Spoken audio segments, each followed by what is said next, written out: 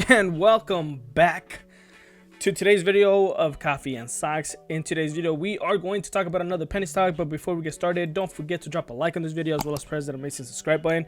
It does go a long way in supporting the channel, and I do thank every single one of you guys. Don't forget, each Friday I will be doing a quote-unquote dividend giveaway. Make sure that you guys start commenting down below, because that actually gets you an entry to win this dividend. These dividends come from the difference between whatever stocks we talk about.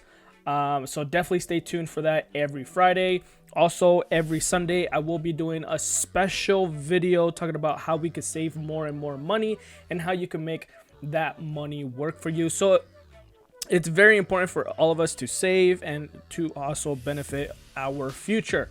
But which stock am I talking about today? And obviously it's a penny stock, but which stock am I talking about? And yes, it's Jaguar Health Inc. Currently going for $1.95. Zoom in a little bit for you guys. It is incredibly low. Obviously it is a penny stock, and that's why it's low. Yes, I get it. Also very, very volatile. Anywhere that you see penny stock, the first thing that you have to think about is volatility. Okay, that's the number one thing. Now, getting a little bit deeper into this, as of yesterday was going for around 88 cents, and then it had this huge shot up towards the upside of 121%, even getting to around 228% towards the upside to around $2.89. If you guys had invested in this company yesterday or even before that, you got humongous gains, obviously, right? I currently don't own any of these, but I did want to make a video about this and show you guys, because there's still huge potential to come for this company. Now, the volume of this is only at 78 million. I do say only because it's a little bit easier to trade penny stocks than it is to trade, you know, the bigger companies that are worth, you know, 40, 50, 60, $100. So 78 million is not that high. It's average, maybe a little low, but 78 million is definitely better than 77 million, right? So anyways, let's get into why it had such a huge pop lately. And it's because Jaguar Health signed second agreement for 6 million non-dilutive financing transaction involving the sale of royalty rights related to future Mytesi and revenue stream. So $6 million of non-dilutive financing transaction. That's why that's the biggest one they've had. Second agreement. So that is pretty amazing the way that they've come up. This $6 million royalty financing transaction follows an earlier $6 million royalty transaction consummated in October 2020 with an affiliate of the lender. And here is from the CEO. We are very pleased to have secured an additional $6 million to fund the pipeline opportunities for Mytesi, a transaction which does not result in any dilution of our shareholders and requires no royalty payments for at least 18 months and potentially as long as 24 months, right? So it is huge, and we're going to get into a little bit of who and what they do. Now, here in Inventor's Place, there is 12 things. There is some things that we need to know about this company, obviously, before we invest in it. Jaguar Health says it focuses on developing sustainability-derived gastrointestinal products. Specifically, it looks to develop plant-based prescription medicines. So definitely take a look, and that is very incredible for them to take from the actual environment and put it into medicines instead of making them in a laboratory. The company also has a wholly owned subsidiary, which is a Napo Pharmaceuticals, which we're going to talk about in a little bit. Napo especially works to develop and commercialize treatments based on its rainforest area plants. Investors should note that the main Jaguar product is Mytesi, which has US Food and Drug Administration approval. Now, that is one of the biggest things that could also create more potential growth in the future. They already have an FDA approval. That is huge.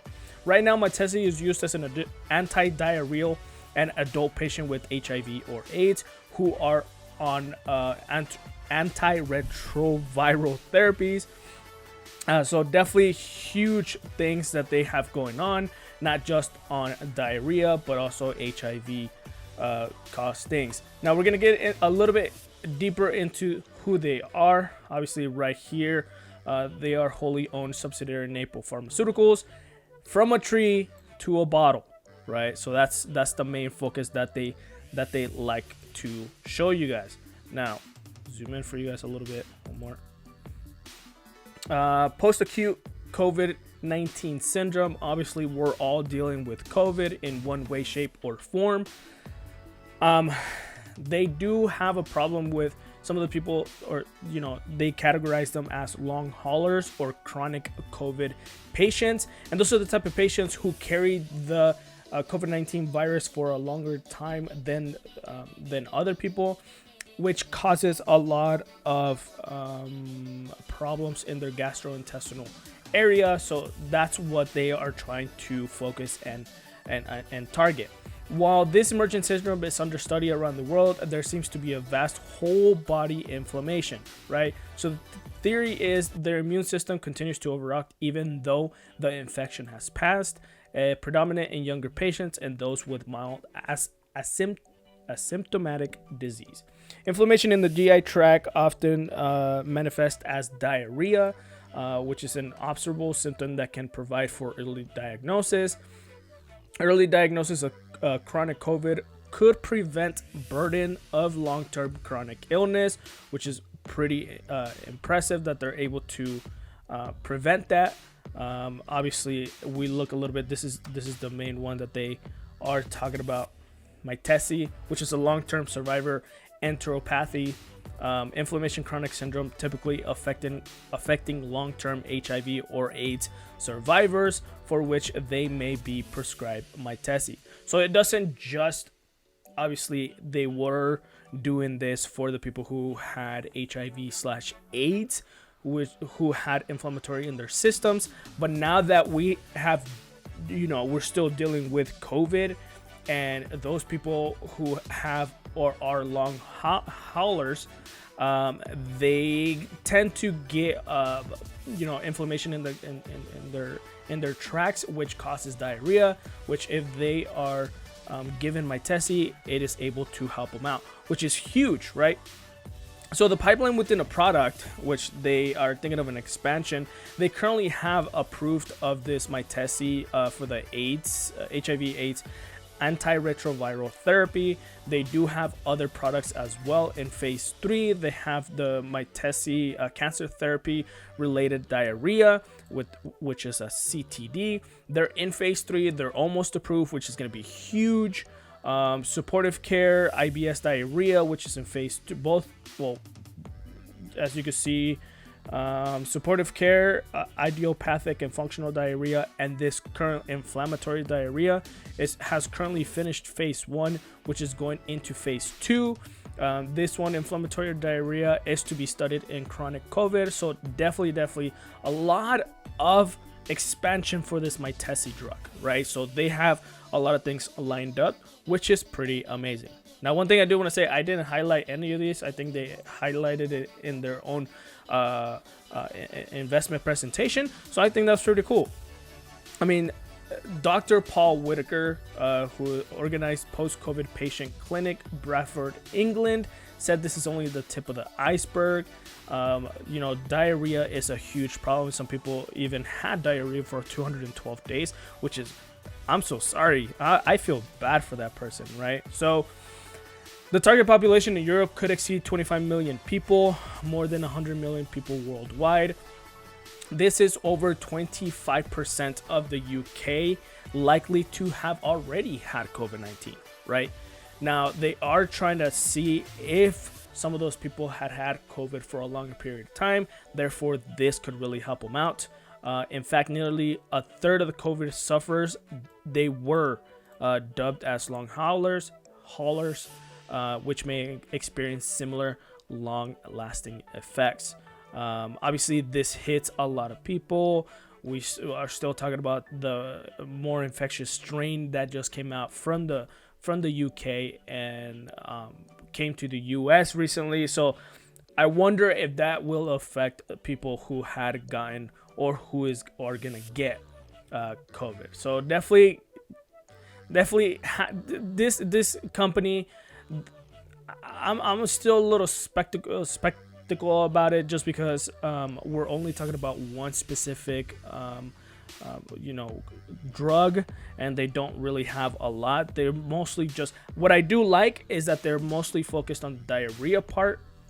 But if one doesn't get approved, then everything else is pretty much on a standstill. How Mytesi works, which is pretty awesome how they explain it. With Mytesi, it's about water flow. Mytesi normalizes water flow in the GI tract. Less water flowing into your GI tract obviously equals less watery diarrhea. Mytesi acts locally in the GI tract. Most diarrhea medicine works by slowing down your GI tract, which has opioids cause constipation. Now, the good thing about this Mytesi is that it's a non-opioid, non-antibiotic, non-addictive drug approved for chronic use, which is pretty good, because if it is an opioid, it would just cause a lot of people to get addictive to it, right? So adults living with HIV, obviously we are talking about this specific drug. 89% patients with decrease, over 83% of patients had at least 50% decrease in watery stools. Over half of patients had no watery stools at all, which is 100% decrease. Now, there is tons of things. Obviously, we do like to talk about money. Mytesi in Q3 2020 net sales represented 280% of Q3 2019 net sales, or an increase of approximately 1.8 million quarterly over quarter, which is amazing, right? That itself, I'm in. 332% gross sales represented in Q3 2019, which is approximately $4.4 million over quarter, and 151% total number of Mytesi bodies sold in Q2 and Q3 of 2020, which represents obviously 151% increase of numbers sold in Q2 2020. Amazing, right? Revenue is there. What they're doing is amazing. They're solely targeting one specific thing. I like this company. I think it might be just a little high. Maybe there's a little hype about it because of the $6 million contract or non-binding contract that they signed. So I might wait for it to drop just a little bit before I join in again, because I believe once they do have all those approvals for the drugs that they have, it's just probably going to shoot up to maybe $4 or $5. And that is huge gains to people who have gotten in this company a little bit sooner, like under $1. All right. Thank you for joining in today's Coffee and Stocks. Hopefully you guys liked this video. Don't forget to drop a comment down below. Whatever comment down below, let me know if you got into this company and at what price you got into this company, and I will surely comment back. And I will see you guys next time on Coffee and Stocks.